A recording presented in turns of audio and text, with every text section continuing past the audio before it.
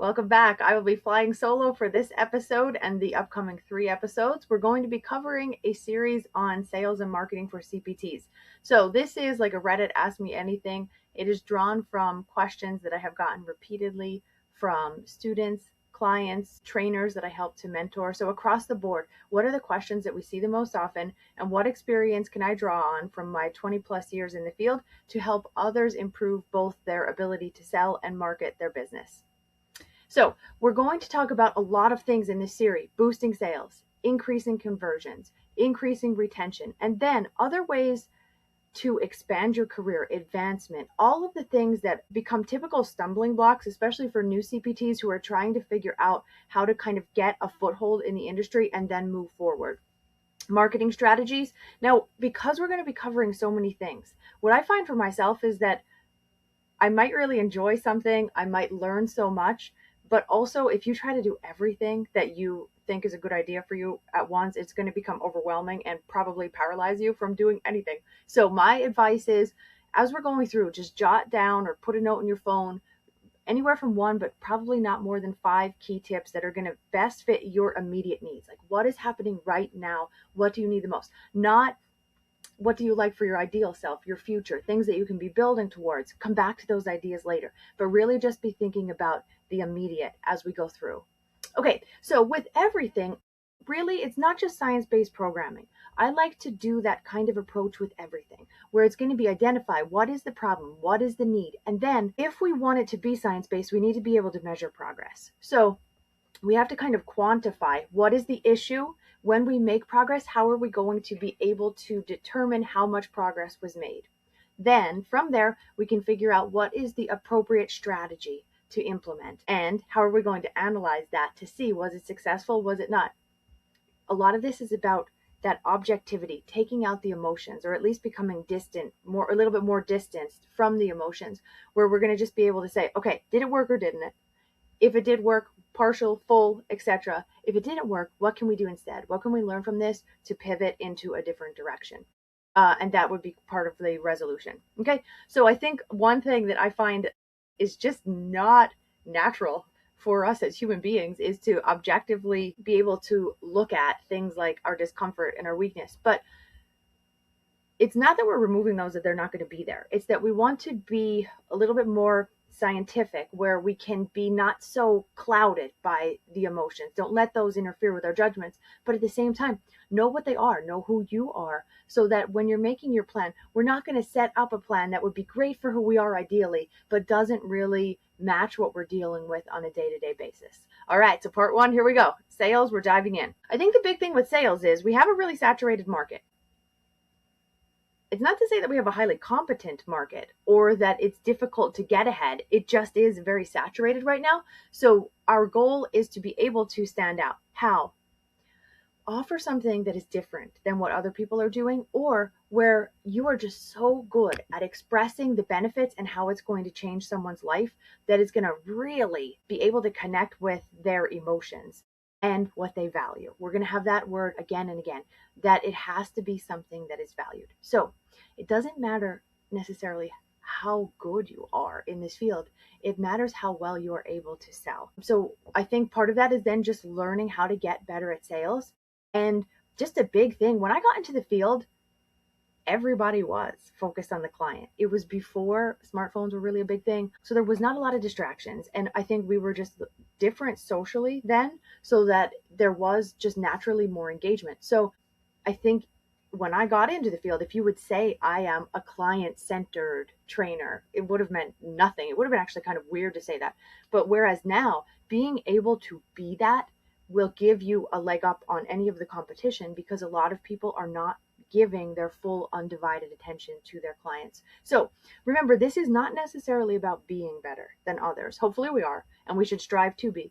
It's not about being better educated. It's not even about being more experienced. It is just about being able to present effectively. So in that regard, a lot of people that I work with that are new into the field are feeling a little bit insecure, unsure of themselves, maybe threatened by those who have more experience, more education, but you can get good at sales right away. So even if you are with a team of people that might be better trainers than you are at the moment, that doesn't mean that you can't sell as well as the best or better there. So let's talk about some sales strategies. One thing that has just always worked for me is selling the value. So when you think about what we're doing, what we offer, the way that we kind of picture ourselves, especially relative to other trainers, is going to be about these features, right? What do I know that's different? What do I know that we see as better than maybe what somebody would be getting from a gym down the road? But that's not what is going to connect with the majority of our clients. We need to sell what they value. So part of that, in sales, you hear things about features versus benefits. Sometimes it's not even just selling the benefits in general. It's going to be selling the value that that individual will obtain from getting those benefits, right? That it has to be a little bit more customized than that. So I think this is why we really want to have an opportunity where we can get to know them. We can build rapport. We can probe. We can find out what matters to them the most. What is their goal? What is their dream? What can we do to help them get there? Because then that is what we can speak to. And it's not in this way that is like, like lofty kind of pie in the sky thing. It's going to be really tangible of like, oh, you want to be able to get on the floor and crawl around with your grandchildren. Well, we can work on X, Y, and Z to make sure that you're able to do that again, or that you can maintain that ability. That's the kind of value that we need to bring, where they are with us in the first place because they don't think that they can do it on their own. And then we can show them with our partnership, here is what we can achieve. So I think also another big thing is to identify any of the barriers to a sale and then to help make it easier to overcome those. So a lot of times, like, people are going to be talking about money. That's fine. Sometimes people legitimately do not have the funds available to cover our services. That is sometimes true. A lot of times what is true is that if we can help work through those objections with them, we can figure out a plan that works. And that is just like the first step. Then we have that stepping stone. Once we really prove our value, that they are going to perceive the cost of it differently because of what they're going to get out of it, right? But I wanted to give some other examples because I feel like that's pretty common stuff. So let's say that you're working with an older adult audience. One thing that I've never heard anybody talk about in terms of sales pitch is some of the mental roadblocks that are happening there. So let's say you have an 80-year-old that has never worked out before and you're trying to get something simple. Just get them to come to a Group X class. We're Group X, older adult class. It seems like it's going to be very simple, but there are a lot of things. I just want to give one example. Say that there are issues that pertain to the bathroom, that they are hesitant. What if they have this sort of emergency? Are they able to leave during? They don't know. They've never been at a class before. They have nothing to draw from. So it kind of becomes this like monster that they are trying to, like that's what they're envisioning. So there's that. But then there's also kind of other bathroom issues where like people might lose control of themselves while they're in the class. So things like this are a major roadblock with that group. It's also very delicate of a subject. So let's just say you have a frequently asked questions sheet where you're going to go through it almost like a medical professional in a more of like a scientific way. Like it's just going to be like a matter of fact delivery where we're not even having to ask the question, are you afraid of this? But it's going to be, oh, well, I'm not sure if this pertains to you or not, but I like to share these facts with everyone before they get started to let them know that these are some common issues and here are how we deal with them, so that you can already get that comfort and that rapport. Because what are they going to think? They do understand me even before they know us. They're going to feel like they know what I'm going through. So I think that's really important. The other thing with sales, especially if you're new to sales, is that there's going to be a lot of no's, and the majority of them are not personal. They're just not. The more comfortable you can get with rejection, the better. So that's something that everyone can definitely work on in the beginning of their career. But I've always had really, really high closing percentage. And I think it's because if you're good with people, then a lot of this happens naturally. Now, if you're not, don't worry about it. We're going to be talking later on about ways to improve those skills and become good at it. But I think building that rapport and then also relatability. So even if, say that you're young and you're in amazing shape and you're trying to work with somebody of the opposite gender that is 50 years older than you, there might not be a lot that's going on in their life that you can directly relate to, but there are ways that we can show that we understand. So if you have had an injury or something like this, then you can say, it's not the same thing at all. I always preface with that. I know it's not the same thing at all, but I do understand how my life was impacted when blah, blah, blah, right? Like things like this, that we always find a way to kind of make that connection. Okay, so in addition to how we are selling, how we're pitching, we want to also have a wider arsenal of options at our disposal. So one thing that I always encourage, especially if you're still doing like general gym floor training, one of the hard things there, and I don't need to say it, you already know it, is that you're trying to figure out how to improve your rate, and you're also trying to figure out how to improve your hours. So one thing that I found to be really helpful was doing the same amount of work, you're still doing the same hours, but selling to more people at once. So for example, partner sessions. What is the incentive for those people? It brings down the cost. So now if you have options like this, when you get the client that money truly is a limitation, then you can say, oh, well, you know what? We also offer these kinds of packages where the rate is decreased for you and you're going to get social benefits because we're going to have others involved at the same time. So we have partner sessions. We also have small group training. I love small group training. I really found that to be one of the most enjoyable things because there is that group dynamic, there's that energy to it, but your rate really can go up because you can be charging people as little as $20 a session. But if you have 4 or 5 people in that session, then look at what that's going to do for your hourly rate. Larger group training.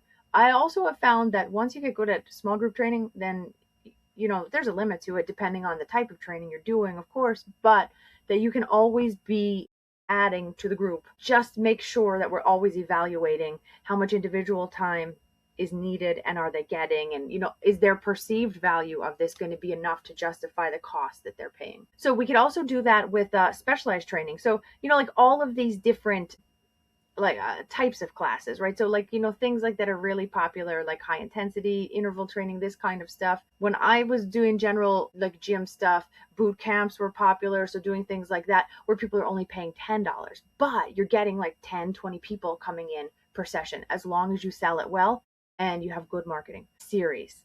I love a series. I teach on the college level, and one of the reasons that I've always liked that is because when you have a group and you have them for the whole semester, you're able to build every week, week after week. You're building on what you did the prior week. Most of these class structures, we all know that you're going to have your regulars, but then you have other people coming in and out. They're new to the class.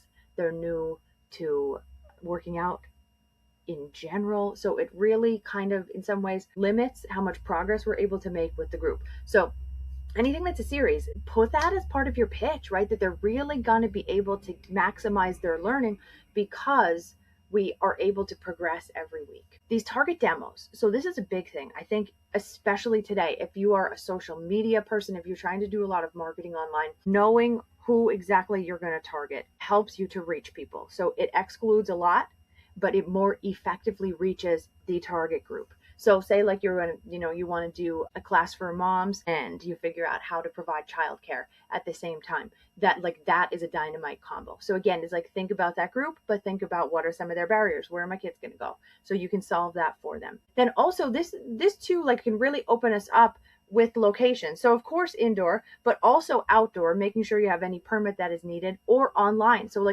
really a lot of this group training can also happen online. Really great.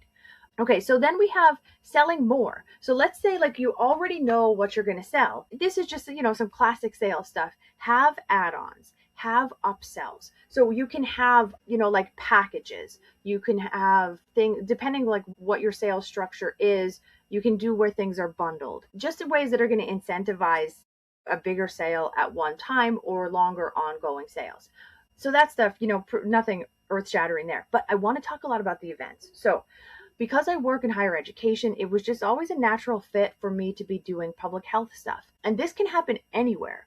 That a lot of times this is happening at clubs, gyms, facilities, these kinds of places, as well as corporate wellness. So all different settings are very interested in having people provide education. So you don't have to be trained in education as long as you can get together a good presentation and you're good at teaching, which you probably already are. If that's what we're doing day in and day out. So it's just a little bit of like, you just have to kind of modify a little bit for the group. But what's nice about this is it's in high demand and it's very well paid. You are making so much more. We're talking hundreds of dollars an hour now compared to training rates. It's also, I don't think, very difficult to find opportunities to do this. But I'm very big into passive income. I just think it makes sense that we work so hard that anything that we can replicate that is going to be able to occur again without work or with less work but the same income, that is always worth investigating. In this case, it's semi-passive. So let's say that you create this. You create something that is about, I've done like stress relief, walking, balance, and any of these things that we already have a lot of information in our head about, just getting it packaged to present for public health education. So once it's done, you need to make very minimal changes once you go to the next location. So you do have the time for planning and preparation, but after that, it's just going to be travel time. Where does this play very well? Corporate wellness. The other thing that I have found a lot of success with in the corporate wellness world is, say that you're working at a retirement community or a school. A lot of universities that I've taught at, it starts with the students or it starts with the residents. And then the people that are coordinating this, they want to be involved too. So then it expands to become staff programs. But you're not even really doing much that's different. You're just doing it for a slightly different audience. Again, just remember that this is done for a very high rate. And a lot of those are great because there's an opportunity for long-term engagement. So when I was doing that all the time, we would just have a contract that I would be coming in once a month to provide a wellness seminar. And if you're doing it online, then wellness webinar. Support groups. Now, this is kind of the opposite, but I also have found a lot of success speaking at support groups. So you're still presenting the same thing.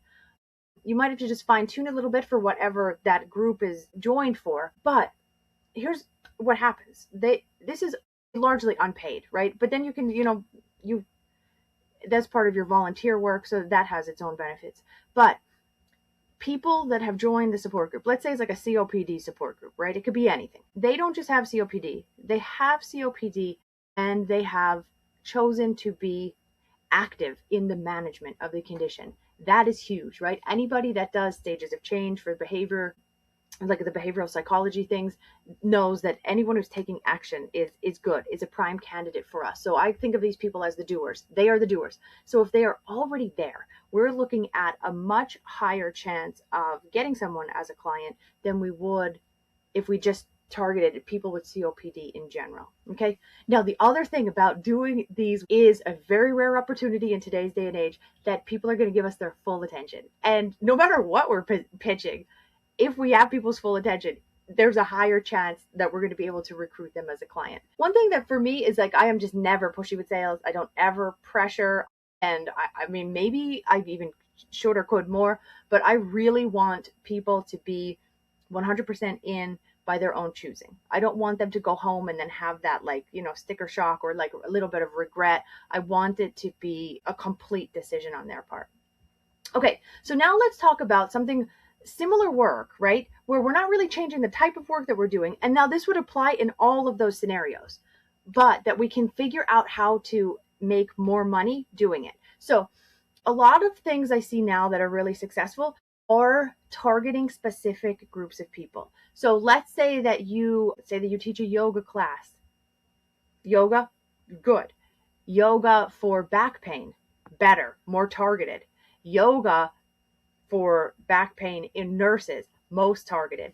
Every time it goes up in the level of specificity, so does the perceived value, so does the rate. So even though you're teaching this for nurses, it's probably not much different than it would be for general population, but you're able to charge differently. So if you're unfamiliar with this book, 8 Steps to a Pain-Free Back by Esther Gokhale, it's awesome. This is one of the best, just kind of, I don't know how to describe it, resources, I guess, on back pain that I have ever seen or read. And it has a system. I mean, and you could buy this book used, that you don't have to become certified in the technique, that if for $10 or less, what you can learn from this, phenomenal. So I want to talk about this book in a different context. In a way, what I really respect is the perception of what is being sold here. So we know that 80% of our population suffers from low back pain.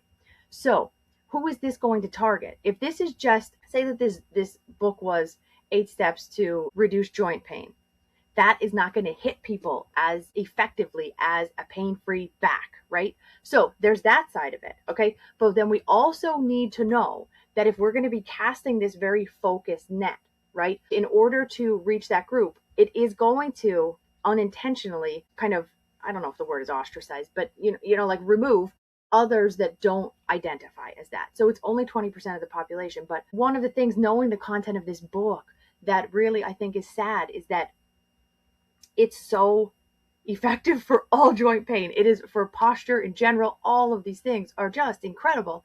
So I think in some ways it is limiting, but if you think of it from a marketing standpoint, it really is genius. So I think no matter how you decide to do it, be intentional, be aware, not of what you're thinking, but test it out with others so that we can find out how are they receiving this? Is it as intended? Do I need to make modifications, etc.? So one of the things that I was trained in is conducting focus groups, and it was just a great training and really great experience to be able to get feedback on, here's the language that I'm going to use for this program. What does this mean to you? Do you like it? Do you not like it? And people will be very honest in general, which is good. That's what we need.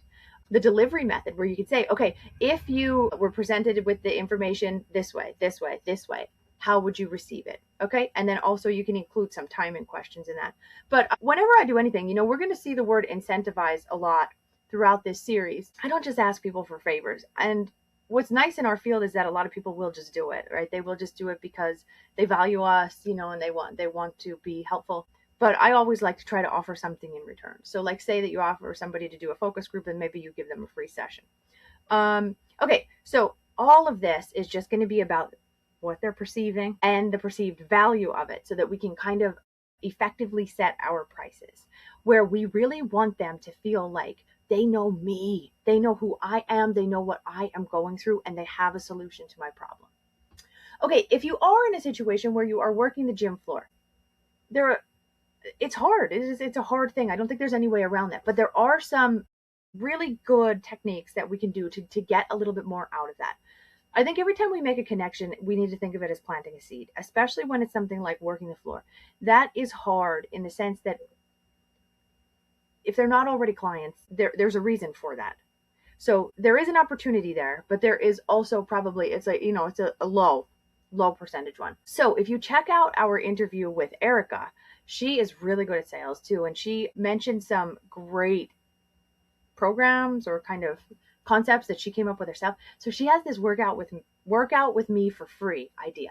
So what she'll do is once a week, she just welcomes anybody at her facility to join while she's doing her workout. Now, she's not going to be doing like a lot of stopping or training, but it's just a way for people to be able to work out with a trainer for free. But that leads to a lot of sales because they have such a good experience. So once they get a taste of it, then they're going to want to sign on for something more. I think that's an awesome idea. Another thing that she does is starts every client by meeting for a cup of tea or a cup of coffee, where it really can be relaxed, that she's really effectively setting the tone for a relationship and really rapport building. I love that idea. Okay, so one thing that I have found to be fascinating, mentoring so many new trainers all over the country, all different kinds of environments, is what happens when a new member signs up. So for me, when I was in that world, the first gym that I worked at, we did 3 free sessions, right? So everybody who signed up would get 3 free sessions, and you didn't even try to sell them until the 3rd session. The next place that I worked at did 1 free session. So it's interesting that what I found over time, if you ask me, I would just think that the 3 free sessions is better, even though it takes more of our time up. I would have thought, well, you have all this time to build the rapport. You have all this time to collect information about what they value, so that when you make the pitch, it's going to be much more individualized. It's going to really hit home with the value that you're going to bring to their life. However, I had the same closing percentage when it was 1 versus 3. So the difficulty of 1 is that you got to be moving. You got to collect all of this info at the same time that you are getting yourself organized to make the pitch at the end and then actually do the pitch. So yeah, I think I just wanted to share that. Another thing is that when they're already coming week after week for these 3 sessions, it seems like you're going to have a higher closing percentage then.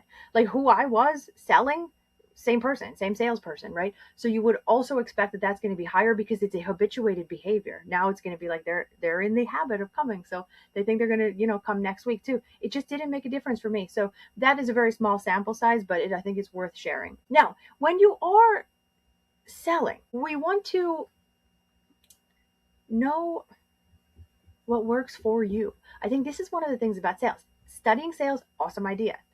But you're also going to find your own way. So I've listened back to Deidre's interview. Deidre was really great because she's such a young trainer, but she became her like a really well-respected gym's top trainer within just a few months. And she talked about, like, for her, it was using this specialized equipment that she really found herself comfortable and confident testing people and then talking about their results and using that as her springboard for making the pitch for sales. So that's what worked for Deidre. For me, I think it's more just collecting information and then painting this picture of what it's going to be like when we work together and what we're going to accomplish that is going to change their life. No matter what way you're doing it, we always want to connect back to their issues, right? The problems that brought them there in the first place and the goals that they have in their life and how our partnership can help those be realized. Okay, so let's move on to retention boosters. So once we have the clients, we really need to make sure that we are doing a good job. And I'm not even talking about training. I'm talking about this from the sales and marketing standpoint of how do we keep them, right? We have to do less work once we have a client than we would have to if we lose that client to replace with another, because then we have to go through how many is it going to take until we find a client that we can close with, how much time together collectively. I think working on retention is always worth our time. Okay, so I am just, again, it's like all this science-based stuff. I am just into measurable progress, and working with professional athletes is really the only way. I think, for me, it seems like the only way. But for any client, it doesn't matter who they are. If we can start to quantify what they're doing, then nobody ever gets comfortable or complacent. They're always seeing that, yes, we are continuously moving forward. And so it's like, okay, say that their goal was to lose 10 pounds. After we lose the 10 pounds, we want them to keep working with us. But we don't want it to be like a negative thing or a fear-based thing where it's like, if I stop working with them, maybe I'm going to go backwards, right? I think that we need to say that they lose another 5 pounds. They're like, wow, I never thought I could do this. Don't lose sight of what has happened to date. So instead of just saying, yeah, you have lost these other 5 pounds, like, think of how far you've come. That since we started working together, you're down 15 pounds. This is amazing. So I think always going big and small together, that this is a key to our presentation style. Keep painting that picture of, here's what we have already, here's what's going to happen next. And now maybe they're not going to be motivated by weight as much anymore because we've already accomplished that. Fantastic. Maybe we can focus on muscle mass. We could focus on functional outcomes. Whatever drives them in their life is what we should shift our focus to. So I think the other thing too is that when people see that we can be flexible with time, with expectations, and with the financial options, that helps for creating and kind of fostering these long-term relationships. So in terms of time, say they go through a busy season when their kids are in the sports season, whatever it is, no problem. Then maybe we back off to every other week, or however we can adapt and flow with that, but still stay in the picture is better than us being rigid and saying, well, it won't be good for you if you don't come in a minimum of once a week. The expectations, like sometimes things are going to go up and down, but as long as we explain to them, well, that's all right, but just don't think that the train is going to keep chugging forward at the same speed to achieve the goals, which is sometimes going to be slowing down our rate of progress. And that's life. That's okay. And these other financial options that we talked about earlier to make sure that we can accommodate all different types of situations. Again, this undivided attention, and it is just a product of the world that we're living in today that we even need to say this. But the good part of that, the upside, is that when you give someone your undivided attention, they feel like a rock star because so few people are getting that now. But I think another thing that has always worked for me is that just be focused on the customer service, no matter who it is, in any situation, that person becomes the center of my universe. If I am working with them, nothing else matters except delivering on the goal that we have set together. So I think people feel that, and more so than ever, that really resonates with them.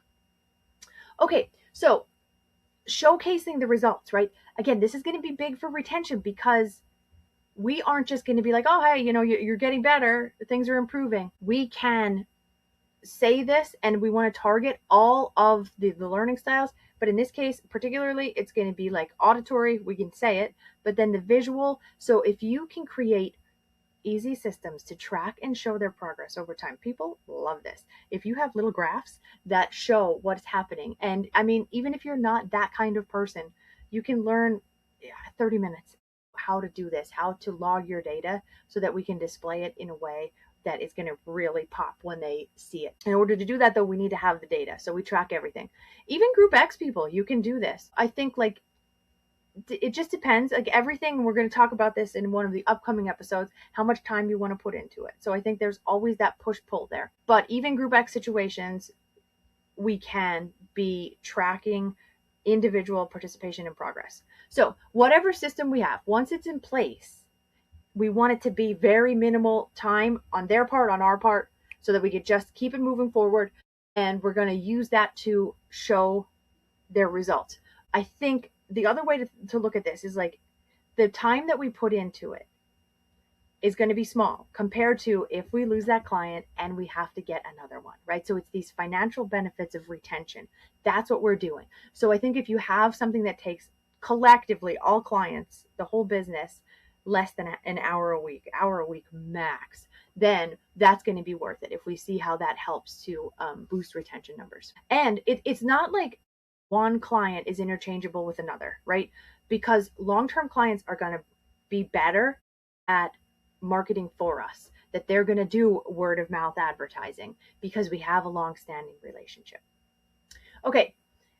The other thing that I feel like we hear ourselves say the same thing so many times that there becomes that like hesitation of, are they just so sick of hearing this? No, I think the answer is no, like a resounding no.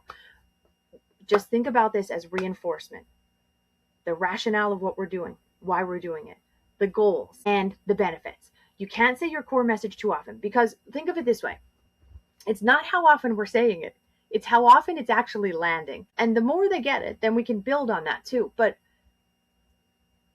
I can say this, teaching in the college level, how it has changed over time, it is harder now because it is harder for young people to focus and absorb and engage. So like the actual teaching is harder.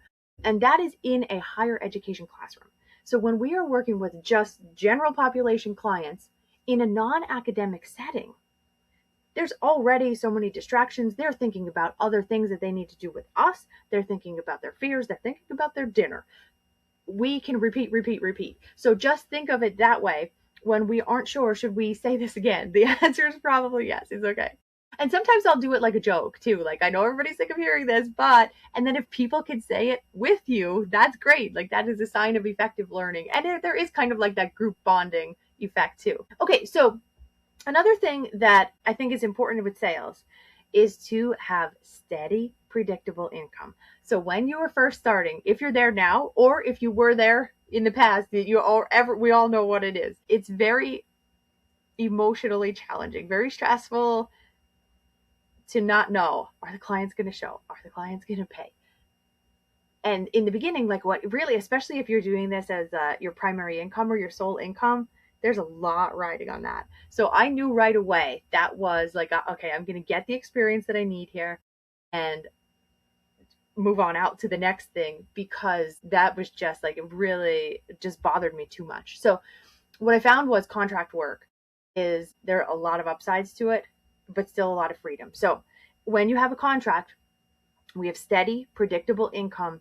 A lot of times it's going to be coming from a budget, right? So say it is a school budget, it's a retirement community budget, somewhere that a fitness center budget, not personal finances. So we don't need to pitch that part of it. That getting rid of that, I think for me was very liberating, because it is uncomfortable, right, to have to do that. So when that is removed from the picture, that's a big plus. So the places that this applies, retirement communities, schools, even whether it's going to be like elementary, high school, even younger, or higher education, all schools collectively, corporations, if you're going to be doing corporate stuff, grants. So grants, I think, are, it's a double-edged sword. It's a lot of work. It's a lot of work to write a grant proposal, and then it's a lot of work to do the tracking so that you can demonstrate that all of the funds are going where they're supposed to. If you're in a position where grants make sense, you just can, I don't think we have enough people to justify talking about that in detail, but just connect with me if you want to, because I've done training for that, and it's definitely worth doing, I think. So we also have coming up as its own item for further discussion, insurance and health savings accounts. So they're not exactly contracts, but well, sometimes with the insurance it can be, and that's what we're going to talk about. But I just wanted to put both of those there because, again, like those are alternatives to personal finance funding. Another thing that's nice about this contract work is that it's usually scheduled. So it's going to give you control of your schedule. I am contracted with this facility. I will be there every Tuesday morning from 9 to 11, and that's it. And then whoever shows. And I mean, you got to get enough attendance to, to justify continuing and renewing the contract. But that eases up tremendously. It starts to give you control of your schedule where it didn't really exist before. And because you're going to be submitting invoices and things are going to be processed in a corporate fashion, you're going to get paid on time. Okay, so next we're going to talk about reviving cold leads. So once you have all of these new ideas and the new marketing strategies that we'll talk about in the next episode at your disposal, you might want to revisit some of the past leads that went cold. So we have our new pitch, right? Whatever that's going to be for you, the fresh ideas, the new language. If you can do it without a ton of work, I think it's absolutely worth following up with all potential leads. And then we could say, okay, what was our closing percentage before? And now with this group, how effective was this? Like, is it worth your time to do it again? And it may or may not be, but I do think in most cases it's worth your time to try. So you have to just look at how much time you had to put into it relative to what you got out of it. That time may very well be better served just working the gym floor and or doing things like work out with me for free. So depending on what results we get after we analyze, we can figure out, all right, do we do this again, fine tune it, or are we just going to be done with that? But whatever new model you're going to have to, try this with your new clients. So this is interesting because we should all know like roughly what our closing percentage is now. Then if we try a new technique, we're going to be able to tell immediately, is this working or not? So it's very systematic, it's measurable, and you can even split test it. Keep your current approach. If you don't know your closing percentage, keep your current approach, try the new approach, and then see which one is working out better. Okay, follow up and follow through. So this is a big thing. This is relationship building stuff that when we get a new lead, absolutely reach out to them before their first scheduled appointment. Once they become a client, then we want to build that relationship immediately. So thanks for coming in. I'm so happy that you signed up. I'm looking forward to achieving X. At the bottom there, you see where it says cadence. So this is going to be like, don't have to think about this stuff. Have a set timing schedule of when I get a new lead, here is what I do. When I get a new client, here is what I do. Here's how often I follow up. Here's the type of follow-up, whether it's a phone call, an email, a text, whatever you're doing, that it can be kind of automated, though, where I think it takes away the need for like the planning and the thinking. We have a rough script, but then put in one thing that's a little bit personalized. I'm looking forward to working on X, your knee pain, whatever it is, so that it feels like a little bit more authentic and genuine, and that it's going to come across that you did write it in that moment. Like that's one thing that I don't like about these mass scriptings is that you can tell, like we all know, you can tell when it was sent, but it wasn't really sent to you because it wasn't personalized. Okay, so when we get new contacts, and this can be anybody, we meet a new person, a new business connection, we meet a new colleague, follow right on up with them. So nice to meet you. Want to make sure you have my number saved. Looking forward to connecting with you in the future, whatever it is. This is a big thing with interviews. I find that young people don't typically do this, and this is something that I strongly recommend. Like what this communicates to the person that is hiring you is it's very important. So thank you for the opportunity to meet with you today, that kind of thing. And then of course, the same thing, but even more important with anybody that we're going to potentially partner with after we have any contact. But if we have this thought out already and planned, then it's very minimal work. All right, so that is everything for part 1, sales. Be sure to stay tuned for our next part. Next week, we'll be doing part 2 on marketing. And in the meantime, make sure that you like and subscribe so you don't miss it.